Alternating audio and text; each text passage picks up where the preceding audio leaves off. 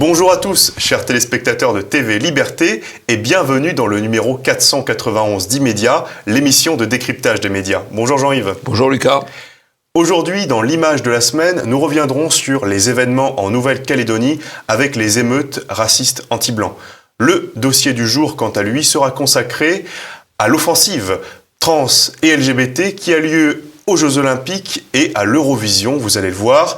Nous n'oublierons pas les habituelles pastilles de l'info. Le portrait piquant du jour sera consacré à Madame Natacha Polony. N'oubliez pas d'aimer cette vidéo, de la partager avec vos proches, de vous abonner ou de vous réabonner à TV Liberté, c'est important. C'est parti pour le Immédiat numéro 491. La météo de l'info est orageuse. Attaque d'un convoi de la pénitentiaire, émeute raciale anti-blanc en Nouvelle-Calédonie, attentat contre le Premier ministre slovaque Robert Fico, populiste, critique des politiques d'immigration, critique des politiques vaccinales, critique de la soumission à l'OTAN. L'extrême centre tue. Vous n'avez pas vu ce titre. Il est nulle part. Et pourtant, l'auteur de l'attentat est un poète libéral hostile à Robert Fico. Ce dernier a bien été victime du climat antipopuliste créé par les médias mondialistes. Alors oui, l'extrême centre tue. Ce raccourci vous paraît peut-être excessif. Et vous avez raison. Mais si un Premier ministre libéral et pro-OTAN avait été revolverisé par un populiste, toute la presse, ou presque, aurait titré sur les dangers de l'ultra-droite, les dangers des populistes ou les dangers des pro-russes. Dire l'extrême centre tue, c'est juste rétablir l'équilibre. L'image de la semaine, ce sont ces émeutes racistes en Nouvelle-Calédonie, mais racistes anti-blancs. Les affrontements qui ont lieu en Nouvelle-Calédonie ont causé la mort de 4 personnes, dont 2 gendarmes. On a appris la mort d'un 2e gendarme ce matin même. Et ces événements ont commencé par la contestation du projet de réforme constitutionnelle visant à élargir le corps électoral de Nouvelle-Calédonie. Grâce à ce texte, 25 000 personnes pourraient intégrer les listes électorales. Un changement très contesté, car les opposants décrient une minorisation encore davantage du peuple autochtone kanak. Alors, l'armée, le RAID, le GIGN, tout a été envoyé, comme le rapporte cet article de Valeurs Actuelles. Et ce qu'on dit moins, c'est ce que souligne Sonia Backès, présidente de la province sud de Nouvelle-Calédonie.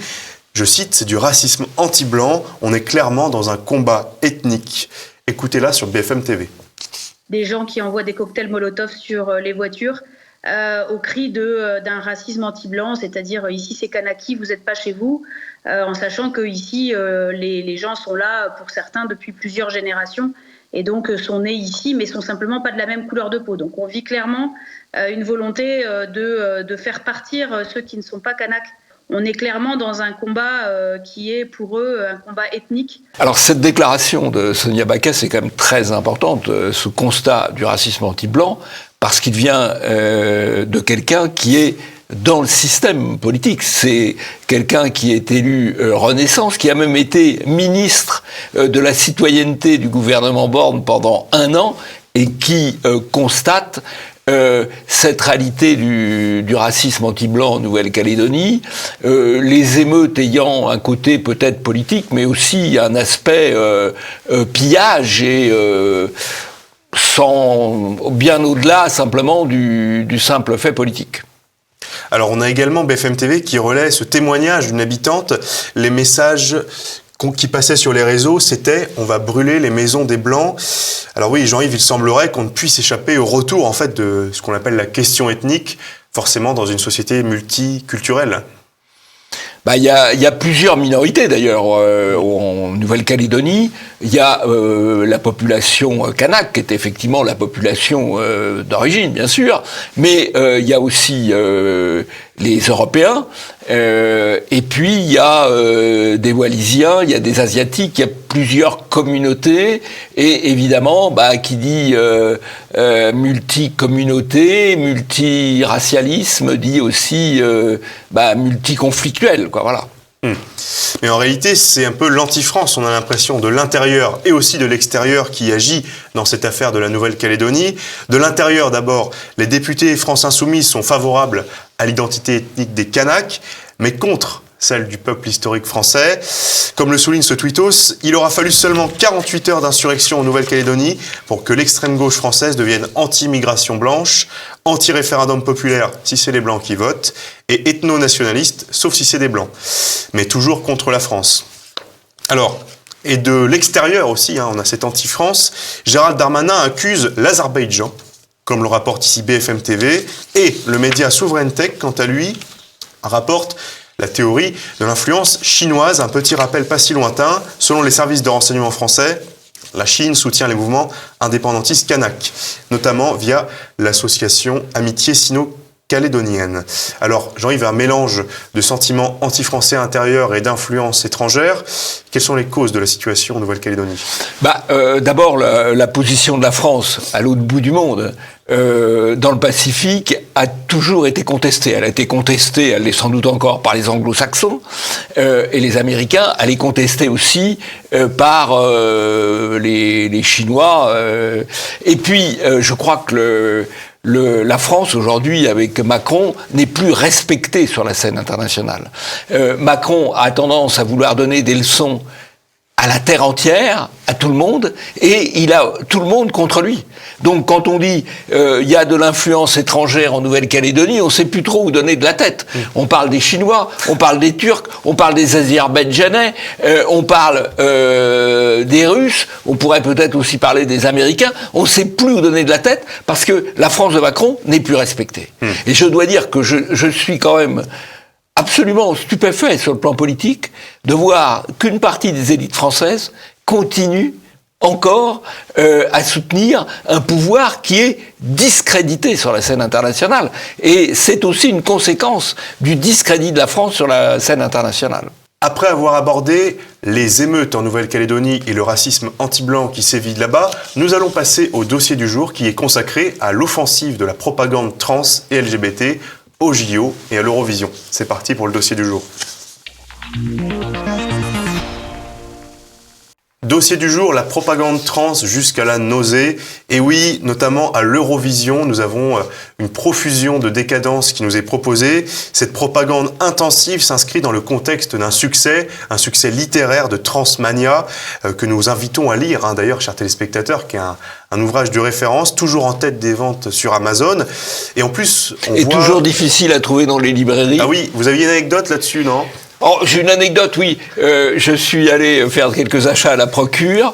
Je l'ai demandé et je l'ai trouvé, mais il était, vous savez, sous les tables. Il n'était pas sur les tables, alors que l'intérêt commercial aurait été de le mettre sur les tables. Mais pourquoi il n'est pas sur les tables ? Parce que si ce livre est sur les tables, vous avez des militants de gauche ou d'extrême gauche qui vont agresser le libraire ou les agents de trafic de la librairie pour dire non mais vous n'avez pas le droit de le mettre là. Non. Et donc on le met sous la table. Et il faut le chercher. Bon. Dans ce contexte, on a en plus l'Angleterre qui fait machine arrière sur le sujet de la transidentité, comme on dit. On en a parlé la semaine dernière dans Immédiat. Et le Pérou également, qui classe les personnes transgenres comme malades mentales par décret. Pour autant, le système politico-médiatique occidental impose une validation obligée en fait de ce phénomène sous peine de transphobie. Par exemple, BFM TV titre qui est Nemo, premier artiste non-binaire à remporter l'Eurovision. Alors, même si c'est pas la même chose, non-binaire et transsexuel, on va le noter. Mais on apprend beaucoup de choses. Voilà, beaucoup de choses dont on ne... Il faut suivre. C'est des mots qui n'existaient pas. Ouais. Donc on est bien dans la novlangue. La transidentité, c'est un mot qui n'existait pas il y a 5 ans. La transphobie, c'est un mot qui n'existait pas il y a 5 ans. Non-binaire...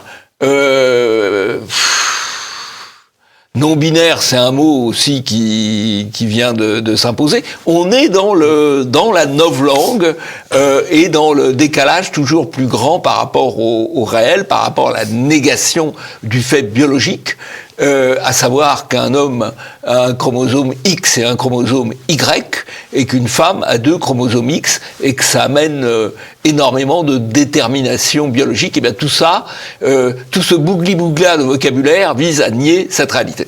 Alors ce qui est notable, c'est que BFM TV titre Qui est Nemo, premier artiste non-binaire à remporter l'Eurovision. Voilà, comme une affirmation, c'est ce que d'ailleurs relève Jonathan Sturel. La propagande woke a fait encore un pas de géant à la faveur de cette élection.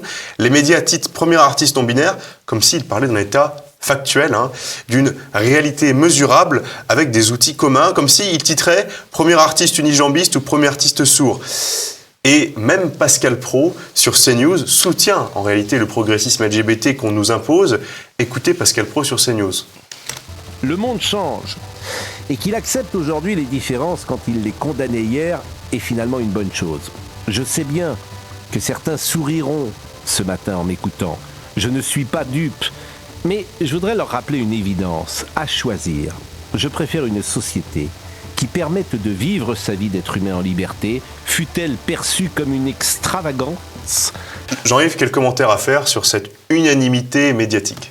L'unanimité médiatique, elle est de règle dans le conformisme. Alors d'habitude, CNews et Pro sont un peu en décalage à cette unanimité médiatique, mais de temps en temps, Pascal Praud, il se sent obligé de donner des gages au système, de montrer que malgré tout, il est quand même gentil garçon, quoi, voilà.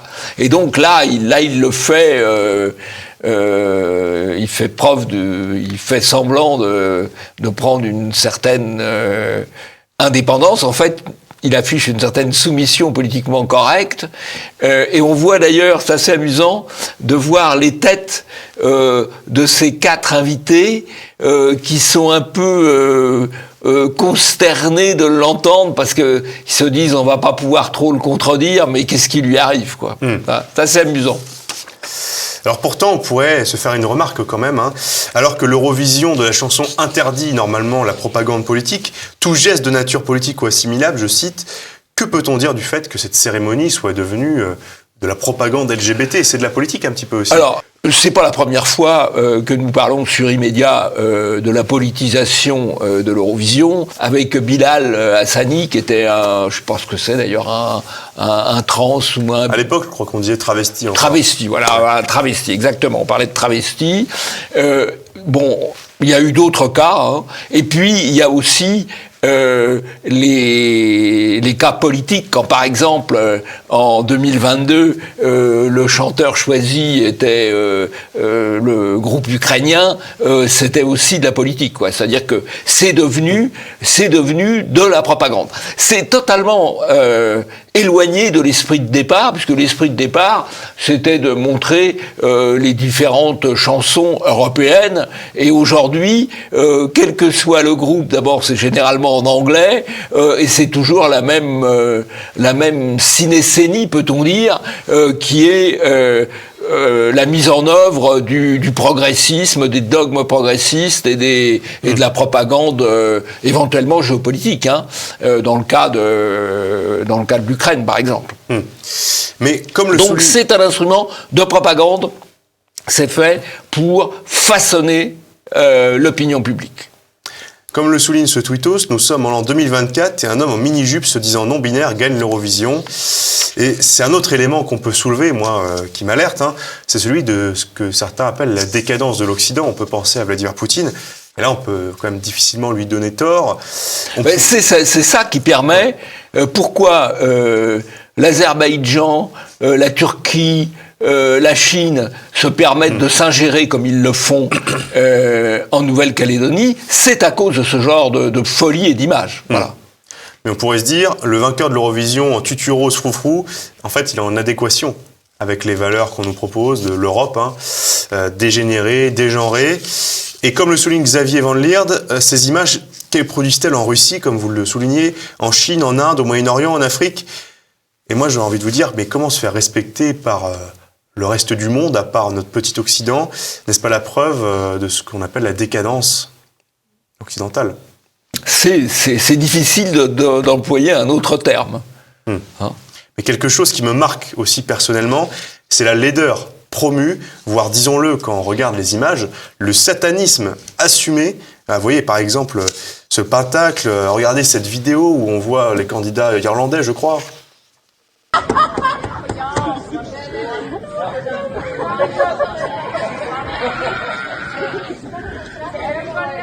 Oui, mais ce qui aurait été grave, c'est que les candidats irlandais aient des croix celtiques, si vous voulez. Là, ça lui fait peur. Mais le wokisme détruit la beauté quand on voit la photo, par exemple, de cette femme-là qui, malheureusement, est tombée bien bas. Jean-Yves, faut pas être accusé de complotisme, mais c'est quand même étrange, ce genre de phénomène. Donc, pourquoi est-ce qu'on nous impose cette laideur ? Alors, parce que la laideur est un élément de la déconstruction et de la destruction. Voilà. Ça va contre le sens naturel, puisque la beauté a des données culturelles. C'est un héritage, suivant la civilisation à laquelle on appartient, on est plus sensible à telle ou telle forme, mais il y a aussi des données biologiques. Et donc là aussi, ça vise à écarter l'héritage culturel et l'héritage biologique. Alors pourquoi ça marche comme ça ? Parce que dans le système Eurovision, les votes du jury comptent autant que les votes, soi-disant, du public. Or, le jury, il est choisi pour sélectionner ce type de production, et donc les gens qui veulent concourir à l'Eurovision, ils savent qu'est-ce qui va faire que le jury et les médias vont le mettre en avant. Donc, la boucle est bouclée. Pourquoi on a des artistes de ce type ? Parce que ils savent que c'est ce qui va leur permettre d'attraper un peu de lumière et d'être promus. Mais si ce n'est pas du satanisme, c'est au moins de la vulgarité, de l'obscénité qui est mise en avant. Mais il est devenu impossible de regarder une émission telle avec des enfants, par exemple. Regardez ça.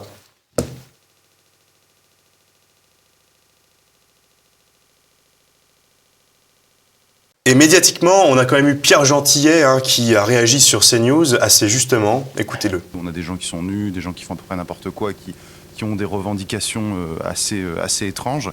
C'est que finalement, ce combat pour la nudité, ce combat pour la sexualité, qu'ils pensent extrêmement subversif, est d'un conformisme mais éculé au possible. Je veux dire, ça fait 40, 50 ans. J'allais dire mai 68, en fait, ça remonte encore plus loin. Il serait temps à un moment que ces gens comprennent ce que c'est d'être vraiment subversif, vraiment. Une réaction, Jean-Yves ? C'est mieux que pro. Oui, comme quoi. Et de manière surprenante, on a quand même l'ancienne candidate de gauche à la présidentielle, Ségolène Royal, qui s'insurge contre cette profusion de décadence, en disant un discours et un concours de laideur, de vulgarité et d'exhibitionnisme. Alors Jean-Yves, Ségolène 2027 ? Ségolène 2027, je ne sais pas. Mais en 2007, quand elle avait été candidate contre Sarkozy, elle avait eu, à côté d'accent socialiste assez naturel, puisqu'elle était la candidate du Parti socialiste, elle avait eu des petits accents conservateurs. Elle a toujours eu ce côté-là, Ségolène Royal, par héritage familial, par héritage culturel. Donc, il lui arrive d'avoir des propos finalement de bon sens, des propos conservateurs. Et paradoxalement, c'est une manière pour elle, là, de recapter un peu de lumière. La laideur du monde qu'on nous propose et du système trans s'incarne aussi dans la GPA, où l'on arrache un enfant des bras de sa mère, qui vient d'accoucher pour le mettre sur le torse poilu d'une femme à barbe. Regardez ces images. Oh no, I'll put it back on her. I know, but oh, he went there. Oh, right. Now she's chilling. Commentaire à faire, Jean-Yves ? Oui, en général, dans les accouchements, quand même, la tendance est plutôt de mettre l'enfant le plus rapidement possible au contact de la mère, puisque c'est ce qui le rassure de la mère, puisque c'est avec la mère qu'il a vécu pendant 9 mois, et pas avec le père, encore moins si le père vient d'ailleurs, mais c'est contre nature, bien sûr. L'homme à barbe qui prend un enfant, ou la femme à barbe, je ne sais plus, c'est vraiment, là aussi, c'est la rupture des données anthropologiques de base. Mais l'Eurovision ne suffit pas, le système en a encore sous la pédale avec les Jeux Olympiques notamment. Et oui, on nous présente comme une fierté les drag queens qui portent la flamme olympique, hein, à l'instar de cette revue de presse. Quand on regarde les titres, JO 2024, la drag queen Nicky Doll portera la flamme olympique à Arles. Je me sens ici, la drag queen Nicky Doll portera la flamme olympique. On a aussi Miss Martini. Et regardez par exemple ces images de la drag queen choisie par Coca-Cola, protégée par les gendarmes, qui provoquent le dégoût de certains passants. Regardez comme elle est belle. Et bah, ça fait plaisir d'être tous unis. Jean-Yves, un commentaire? Bah, vous l'avez tout dit. Choisi par Coca-Cola, protégé par les gendarmes, qui n'ont rien d'autre de mieux à faire certainement. Et alors le bon sens, le bon sens, il est dans la réaction de ce chauffeur qui hallucine, quoi. Voilà. On est dans le délire, quoi. On est dans le délire. Parce que ce qui a du sens pour un relais sportif, c'est de faire courir des sportifs, pas des folles ou des grandes folles. On n'épargnera décidément aucune humiliation aux Français. Avant les drag queens, on avait eu droit au rapport Joule. Et comme le souligne Gabriel Cluzel sur les paroles de ce rappeur, qui notamment dit « Te déshabille pas, je vais te violer », la ministre Aurore Bergé n'a pas souhaité provoquer de polémique, assurant qu'elle ne connaît pas en détail toutes les paroles des titres du rappeur. Jean-Yves, qu'en pensez-vous? C'est un peu la stratégie du fil de fer, hein, qu'on casse dans tous les sens. D'un côté, on met en avant tout ce qui est MeToo, on multiplie les procès pour agression ou pseudo-agression sexuelle. Ça, c'est le premier volet. On tourne dans un sens. Et dans l'autre sens, on promeut les rappeurs, et les rappeurs, entre nous, il n'y a pas besoin d'étudier spécialement le texte de leurs chansons, puisque c'est systématiquement des textes qui promeuvent l'agression sexuelle ou l'agression raciale. Donc il n'y a même pas besoin de regarder les textes des rappeurs. À partir du moment où on promeut un rappeur, on sait qu'on promeut une forme de virilisme africain, quoi. Voilà. Mais dans ce contexte de propagande massive, on a eu quand même Marion Maréchal sur LCI qui a déclaré « Nous sommes passés des JO au J-Walk ». Écoutez-la. Et je trouve que dans la manière dont le gouvernement organise ces JO, ou plutôt ces J-Walk, je devrais dire, il ne nous en donne pas beaucoup. J-Walk, pourquoi des raisons, parce qu'il dit que c'est les JO de tous les Français, mais non, en fait, là aujourd'hui, c'est les JO de certaines minorités actives. C'est-à-dire que quand on arrive et qu'on voit la flamme donnée à Joule qui chante, excusez-moi pour ces termes crus, nique ta mère sur la canebière, qu'ensuite cette flamme est transmise à des drag queens tout au long du parcours. Non, il y en a plusieurs. Il y en a deux. Il y en a dans différentes villes, et je pense qu'à mon avis, ça n'est pas fini, qui sont censés, une fois de plus, être des vitrines de la France, et qu'à l'issue... Joule est le plus gros vendeur de musique rap. Pour moi, c'est pas le sujet. Est-ce qu'il peut être la vitrine de la France? Jean-Yves, un commentaire à faire sur cette prestation médiatique? Alors, 3 commentaires. D'abord, l'expression J-Walk est très bonne. Elle est peut-être un peu subtile pour l'électorat, mais elle est très bonne. J-Walk, bon. Ensuite, Marion Maréchal fait face à une série, vous remarquerez, il l'attaque en bande. Il l'attaque en bande organisée. Il y a la journaliste, il y a Ruth Krief, il y a le journaliste, et tous convergent dans l'attaque pour la pousser dans ses retranchements. Ils défendent le système, ils défendent ces JO de propagande, et elle résiste très bien. Mais ce qui est très intéressant, c'est de voir quand même le fonctionnement médiatique pour imposer la doxa. Après avoir décrypté la propagande LGBT et trans qu'on nous impose, retour au réel avec les pastilles de l'info. Vous allez le voir concernant les récents événements d'Incarville notamment et d'autres actualités. C'est parti pour les pastilles de l'info. Première pastille, c'est l'attaque d'Incarville. En effet, on s'en souvient, 2 agents pénitentiaires ont été tués lors de l'évasion de Mohamed Amra. Et l'un des 2 hommes allait très prochainement devenir père, mais Mohamed en a décidé autrement. Certains ont filmé la scène et on voit que ça ne choque pas tout le monde, ce genre d'assassinat. Écoutez. Voilà, gros braquage au péage. Trop baisé. Malheureusement, on est habitué à entendre les voilà. Je trouve que ces deux agents pénitentiaires ont des bonnes têtes bien françaises, même s'il y en a un qui est probablement d'origine européenne, non française, Garcia. Ils ont des bonnes têtes, et voilà. Et puis les voilà de l'autre côté. Ce qui est intéressant de noter d'ailleurs par rapport aux voilà, c'est que l'AFP, dans un premier temps, a occulté le nom et le prénom de Mohamed Amra, qu'on connaissait, puisque par définition, il était en transfert entre le palais de justice et la prison.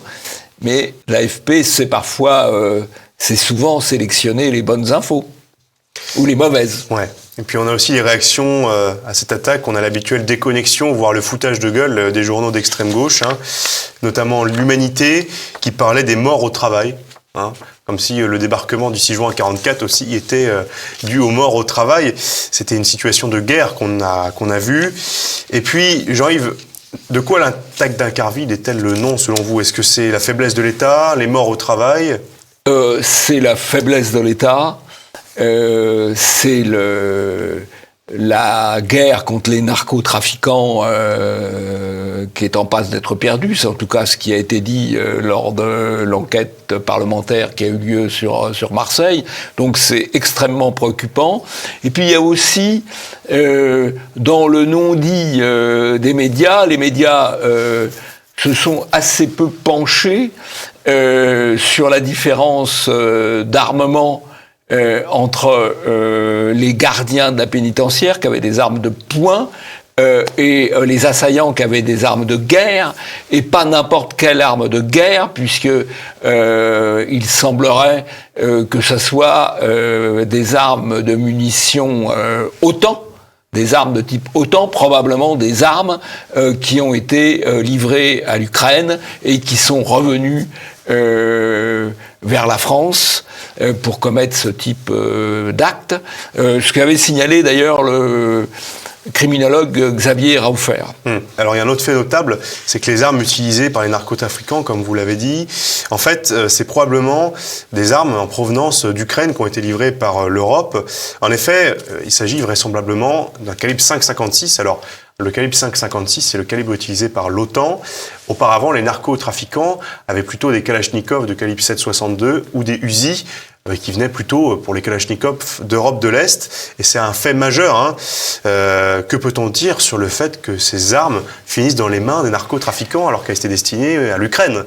C'est-à-dire, on pense que la France aurait peut-être mieux fait de livrer ces armes à ses services pénitentiaires que les livrer sans beaucoup de contrôle à un État étranger.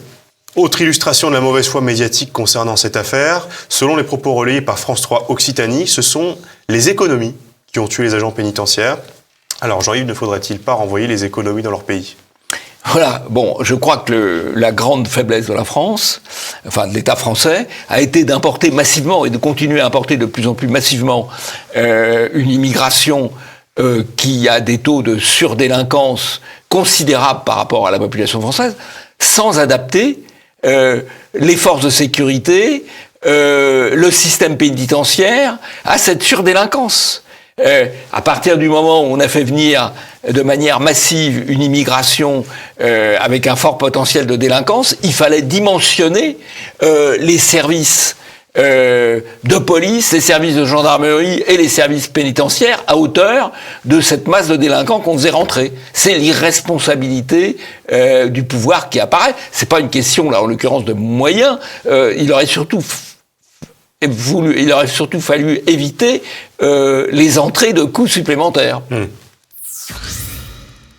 Deuxième pastille, c'est l'idiot du village global. Omar Sy fait un bid pour la vente de son livre, malgré la propagande médiatique. Comme le souligne le média Destination Télé, Omar Sy n'a vendu en 2 semaines que 3800 petits exemplaires de son autobiographie.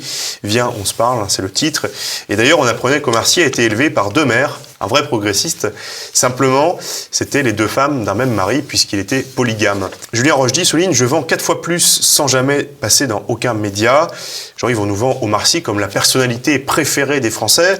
Mais moi, personnellement, j'ai jamais été interrogé pour un tel sondage, ni aucun de mes proches. Comment expliquez-vous ce phénomène? Alors, le phénomène, les personnalités préférées des Français, c'est tout à fait artificiel. D'abord parce qu'on soumet une liste. Donc, pour faire partie des personnalités préférées des Français, il faut déjà être dans la liste. Vous n'y êtes pas. Premier arbitrage. Donc, je n'y suis pas, bien sûr. Et vous non plus. Mais donc, la liste, elle sélectionne quand même déjà. Il y a un petit peu de zeste politiquement incorrect ou moins correct, mais l'essentiel, c'est du politiquement correct. Deuxièmement, pour être désigné comme personnalité préférée des Français, en fait, il faut tout simplement qu'on parle de vous. Les tests dits de popularité, ce sont des tests de notoriété. On parle de vous tous les jours, à la télévision, dans les grands médias, eh bien, vous allez être populaire, c'est comme ça. Voilà. C'est donc, ça mesure la propagande. Et comme Omar Sy est très visible dans les médias, eh bien, il est désigné comme une personnalité populaire. Le sondage ne fait que refléter ce que la propagande a bien voulu mettre dans la tête des gens. Troisième pastille, ça décoiffe la cérémonie nationaliste du 9 mai, le C9M.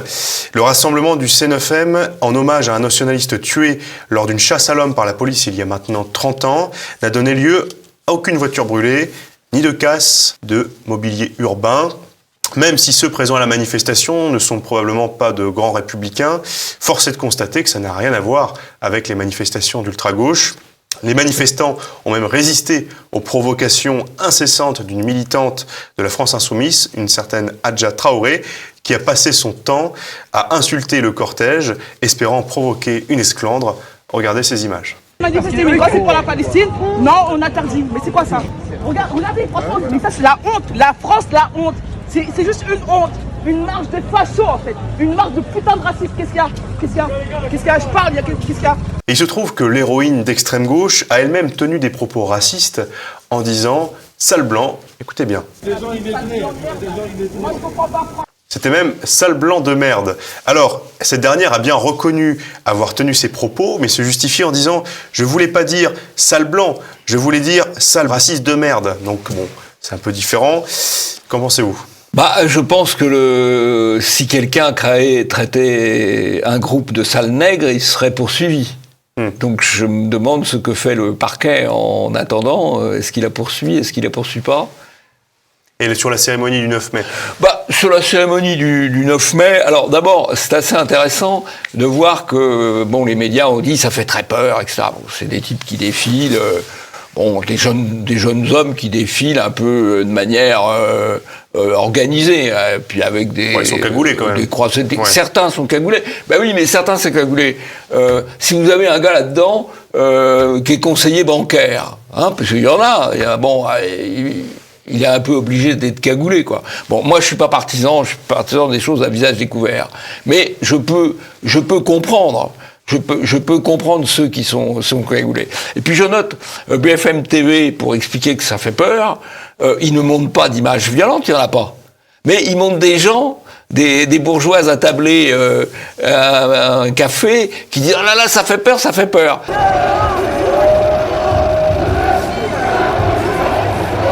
On instille l'idée que ça fait peur en disant à des gens ça fait peur parce qu'on a sélectionné les gens qui répondent ça fait peur pour les montrer à la télévision. Mais il n'y a pas d'image de violence. Quatrième pastille, c'est une désintox et une question. Les Gaulois existent-ils?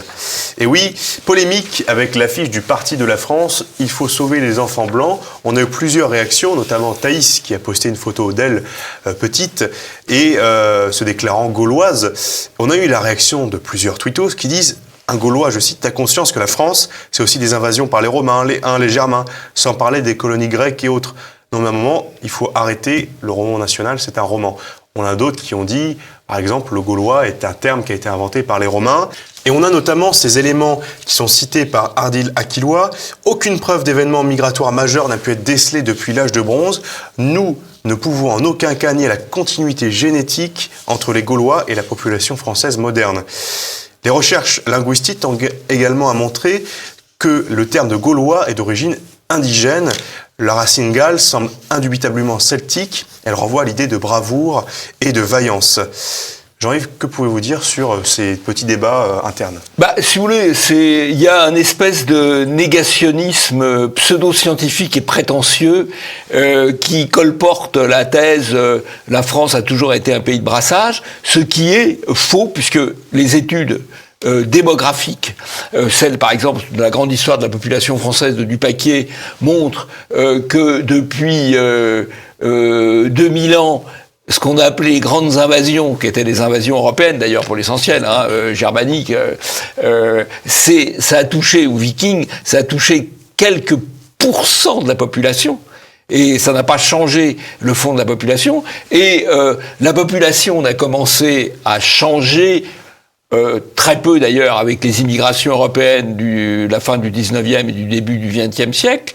Et elle change massivement depuis quelques dizaines d'années. C'est un phénomène extrêmement nouveau, extrêmement brutal et sans aucun précédent dans l'histoire. Et là, je vous cite l'histoire de la population française du démographe Dupaquier, mais c'est confirmé aujourd'hui par les études génétiques qui permettent de savoir d'où viennent les populations actuelles et en quoi elles sont comparables à des populations qu'on pouvait trouver sur le même territoire 2000 ans ou 3000 ans au préalable. Donc il y a une prétention scientifique à donner la doxa, mais la doxa, à savoir qu'il y a eu des changements permanents de population, est totalement fausse. On arrive déjà au terme de ce immédiat numéro 491. Merci pour votre fidélité, merci de nous avoir suivis. N'oubliez pas d'aimer cette vidéo, de la partager avec vos proches, de vous abonner, de vous réabonner à TV Liberté. On ne se quitte pas sans le portrait piquant du jour qui est consacré à Natacha Polony, un portrait d'actualité, alors que le journal Marianne est en passe d'être racheté par Pierre-Édouard Sterrin. C'est parti pour le portrait piquant du jour. Parfois définie comme une réac de gauche ou une anard de droite, parlons aujourd'hui de Natacha Polony, la patronne de Marianne. Née en 1975 à Paris, d'origine polonaise, elle fait de bonnes études. Lycée Louis-le-Grand, DEA de poésie contemporaine, agrégation de lettres, Sciences Po, dont elle est diplômée en 2002. Après avoir enseigné dans un lycée, elle démissionne, refusant les réformes de Jack Lang.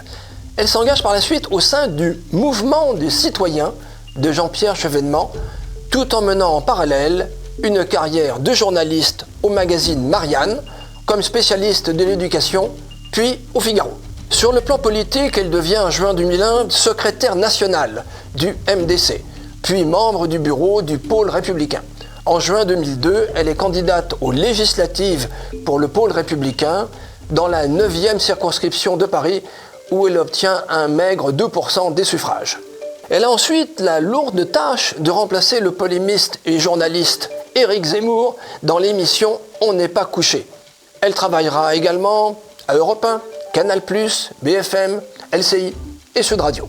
En 2015, Natacha Polony crée le comité Orwell, qui a pour objectif de défendre, je cite, un souverainisme populaire contre l'absence totale de pluralisme sur des sujets comme l'Europe, la globalisation et le libéralisme.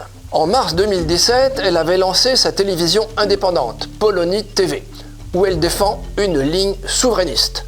Polony TV sera rachetée intégralement et deviendra Marianne TV en 2020. En septembre 2018, elle est nommée directrice de la rédaction de Marianne par son nouveau propriétaire, le milliardaire tchèque Daniel Kretinsky. Natacha Polony opère un virage souverainiste marqué dès sa prise de poste. Les couvertures se font volontiers anti-Macron, anti-élite et en faveur des Gilets jaunes. Cela suscite la grogne de certains journalistes en interne.